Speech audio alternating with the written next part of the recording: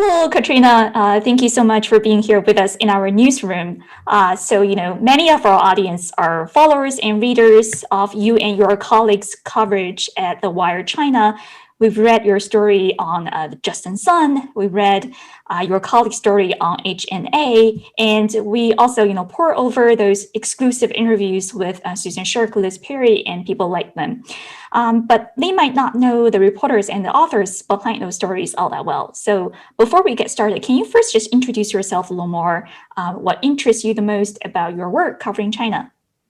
Yeah, definitely. Thanks so much for having me. I'm a staff writer for the Wire China, and we focus on, as you guys know, China business, trade, technology, and we're founded by David Barboza, who is a former Shanghai New York Times bureau chief.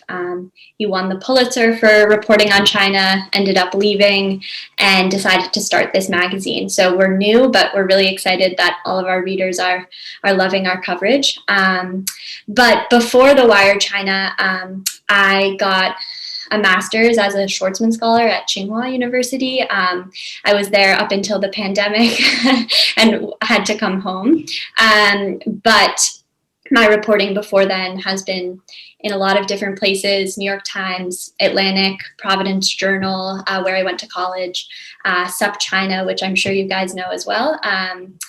And in terms of my interest in China, I started studying Chinese at a really young age and always knew I wanted to be a journalist. So those two interests kind of coincided for me. But I think more broadly, what's important is that China is just such an incredibly misunderstood and misrepresented kind of topic, especially in the US. And it's important from an economic perspective, a political perspective, just to have more reporting done about it in a more contextualized and kind of in-depth way. So at a time when there's so much animosity about China, I think the more reporters covering it, the better for the conversation. Yeah.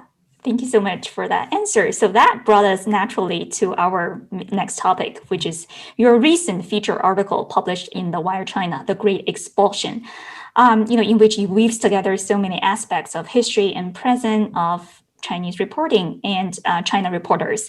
Can you briefly introduce us to the history of reporting on China? What are some of the most impactful reports, generated by foreign reporters, as far as you can tell? Yeah, it's a long history and a pretty interesting one. There are a lot of incredible reporters who have done incredible reporting on China. But I think it really begins with Nixon's normalization. So in the Nixon administration in 1972, they normalized relations, and as a part of that agreement, there was an agreement to allow journalists into China from the U.S. and Chinese journalists into the U.S. So, sorry, Chinese journalists into the U.S. and U.S. journalists into China. And that was a small select group. So Fox Butterfield, as I put in the feature, opened the New York Times bureau, and he had been in Hong Kong for many years. And there were, the Time magazine opened, Newsweek, AP, but it was small and people were limited to being in Beijing. There wasn't much mobility, so a very different time. And since then, the foreign press corps in China has really flourished. There's been a huge amount of growth from that point. And as I put in the article, you have people like Nicholas Kristof and Cheryl Woodan reporting on Tiananmen and biking around to different hospitals to figure out what the casualty numbers were. You have people like New Yorker correspondents like Evan Osnos and Peter Hessler who wrote about China in kind of a long form way and ended up writing amazing books about China as well. So there were a lot of reports that were done, but I think all that really changed under Xi Jinping. So there's a much more restrictive atmosphere for the foreign press corps. And then this year, things changed even more. And you had kind of a spiraling, which wiped out the foreign press corps. So beginning with the Wall Street Journal op-ed in February, where the Wall Street Journal wrote, China is the real sick man of Asia, which a lot of people thought was racist. It enraged the Chinese government, and they kicked out 3 of the journal's reporters. And that led the Trump administration to kick out Chinese reporters.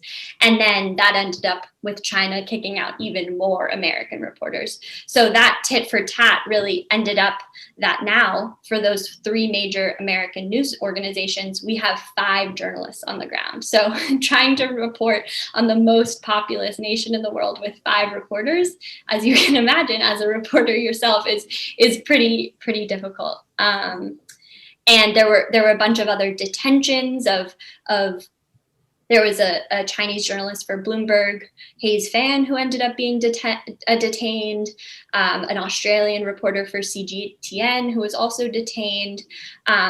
So it's just the atmosphere is very different. And I think it has had huge impacts on our understanding of China, the business community's understanding, and it's been a tough year. Right. So I know you touched upon this topic briefly in the report. Broadly speaking, what's so useful about reporting on the ground on China? Why is it crucial? Yeah, that's a good question. I think everyone I talked to, all the reporters I spoke with, said, we can develop ways to report on China from abroad, but there's something you miss. And that is the human element. I mean, talking to real people, I think it was the New York Times bureau chief, Stephen Lee Myers, said, I wish I could get on a plane or a train. That's what reporting is all about. Now people are at their desks in Seoul or Taipei or DC. And, it's really hard to talk to people. I think there's been amazing reporting, though, that has been done from abroad. I mentioned in the piece, the BuzzFeed China bureau chief, Megha Rajagopalan. She has done incredible satellite imagery investigations. So that's a good example of how you can report from abroad. She's reported on Xinjiang and detention camps there by figuring out what the satellite imagery data is. So that's an example. Or Ling Wei of the Wall Street Journal, she's produced so many amazing scoops about Jack Ma from abroad by calling her sources who she developed over many years. So it's not to say you can't do it, but you miss that sense of what China is really like, and talking to normal people, not just high ups at companies. And I think that's what the U.S. audience should be reading about. It's normal people, and that's what we're really missing right now. Yeah, it's amazing. I remember reading in your article, those reporters on the ground are actually being harassed, they're being followed around, but they still miss that element of human connection, which is really amazing to me, and sort of speaks to their courage and also, their way of doing journalism, which is, missing in China for the most part. So, in your article with the Wire China, it's amazing that you have interviewed so many generations of, Chinese journalists who report on China. There's Alice Su, there's Edward Wan, there's Ling Wei, you just mentioned. I wonder, across all those generations, do you notice some common themes of their work ethics, their way of reporting? Are there differences across those generations of reporters? And, what are some of the highlights of the interviews? Yeah, that was definitely a highlight of doing this piece. Even though it's a sad topic, it was fun to connect with so many people from different eras. I think one thing that comes across is definitely people's determination, as you mentioned earlier. It's never been easy.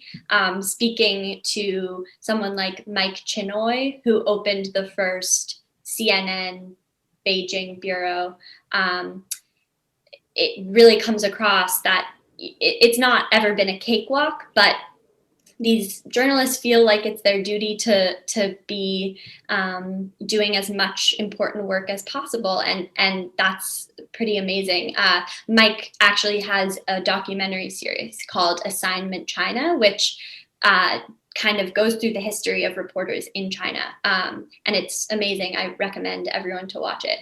But I think another big theme is just how much things have changed, even though I just said things have never been easy. Talking to someone like John Pomfret, who didn't open, he was the Beijing bureau chief of the Washington Post. He said, he would be going to lunch with senior officials and they would be giving him stories. And even though there were no-go zones that he wouldn't go on, he wouldn't, talk to them about, there was a sense of openness and a sense of, we want to work with you. But speaking then to Alice Su, who works right now as the LA Times bureau chief, it's a different world. There's so many things that you wouldn't even think to be political, but they are. And it's hard to even talk to academics or kind of people in things that you wouldn't think to be sensitive.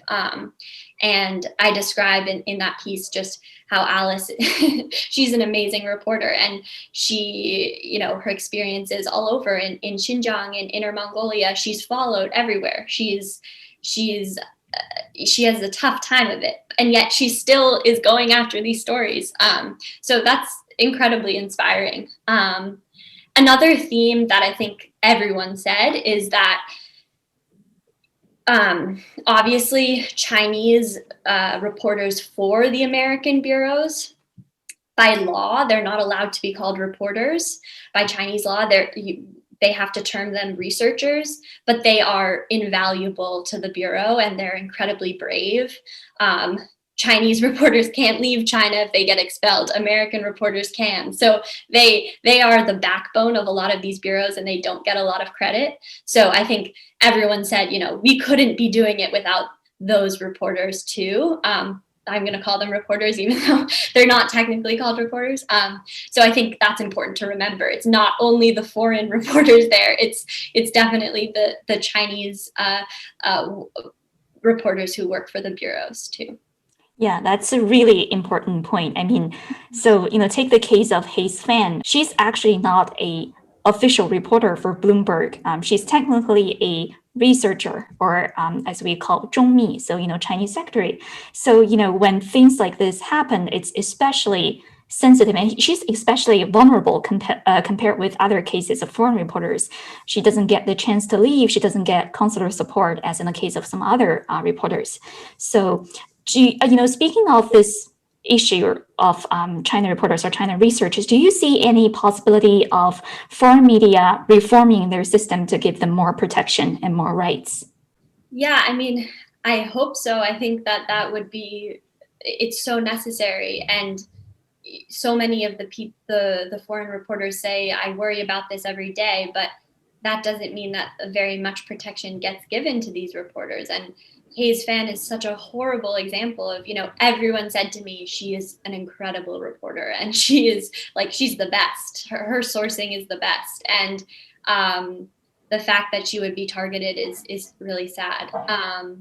And I think the only thing people right now are doing, they give them legal support, they give them training about what to do if you're detained. But the whole system, it's hard to kind of stomach because they do so much of the work and their lives are on the line in a real way. So fingers crossed that something can happen to make it better. I don't know necessarily what the solution is though. But, in addition to the great expulsion, which is a great story, but also a sad story, you also have extensive coverage on other issues, especially the business aspect of China, say, the TikTok saga, Chinese tycoons, where do they hide their treasures? And you also report on e-cigarette companies. So lots of exciting stories. As a journalist, I wonder, can you walk us through sort of a life cycle of one of your stories?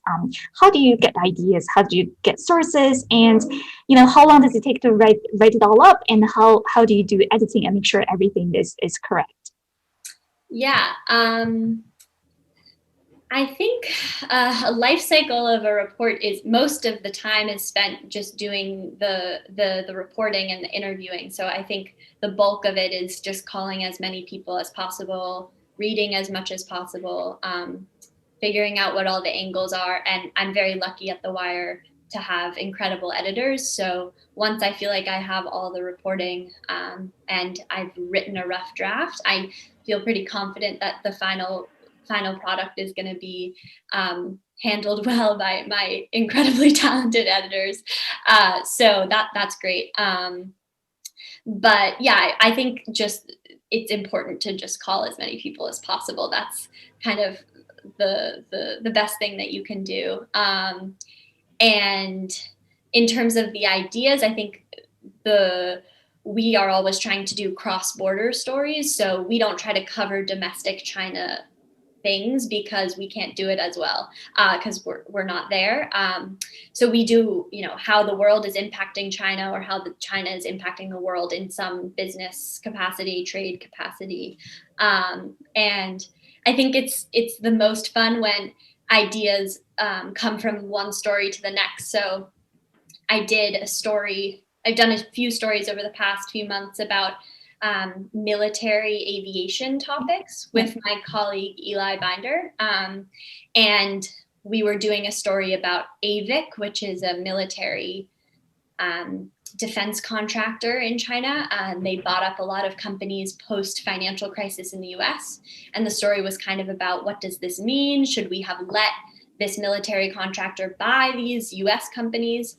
And along the process of that, someone who we talked to said, hey, there's this engine company that's being bought up right now that is used in military drones and it's being bought up by a Chinese company. What does that mean? And that led us down a whole nother rabbit hole, which ended up about a story about that company the next month. So I think that's the most fun thing, when one thing can kind of snowball into another. Right. So you mentioned calling up different peoples. Do you worry that you might be manipulated by others, by people who are sort of trying to angle your way into this story? And how did you prevent that from happening? What are some of the techniques and tips that you would use? Yeah, I guess every journalist worries about that. I think a way to prevent that is just to confirm it with other people. So I never take one person at their word, always trying to figure out a way, either through some type of document that confirms it, or by another person who was there or was involved. The engine company is a good example of that. There were a lot of different people involved in that military drone engine company that had a lot of different opinions about it, and whether it was okay to be bought by a Chinese company, what had happened even with the buyout, who was to blame. All of those had different answers from different people. So we were trying to square all of the stories together to find out the medium truth. So I think just trying to confirm with others is the basic answer. Right. So, different voices and trying to, sort of find the common theme among those and sort of tease out the different parts of it. Sounds like a great plan. So, sort of more broadly, I wanted to talk a little bit about sort of US-China relations, especially in the last 4 years, which has been especially tumultuous.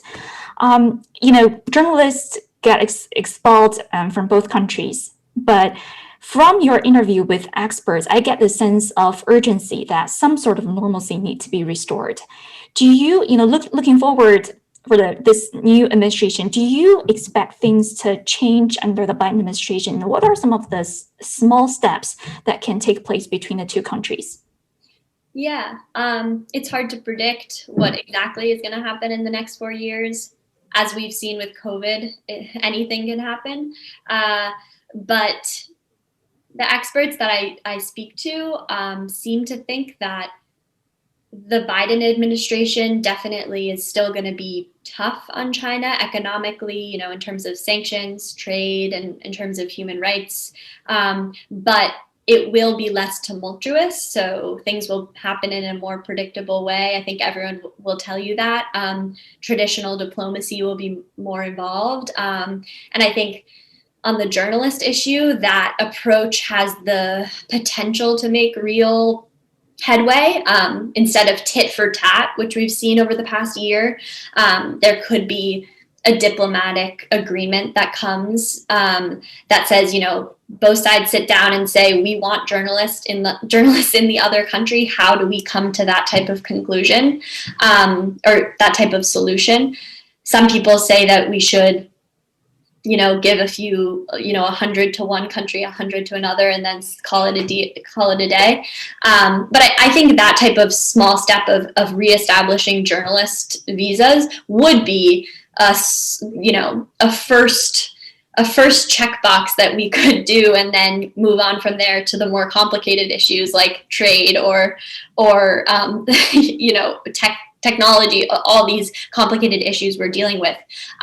So I think something like journalist visas and something like reestablishing, the Peace Corps, those type of more cultural exchanges could lead the way to more substantial agreements down the road. Right. So best of luck for the relationship between two countries, and best of luck for your future reporting. Thank you so much, Katrina. It's been fun chatting to you. Thank you so much. Thank you. Yeah, it was great. Thank you. Have a good rest of the day. Bye. Okay, bye.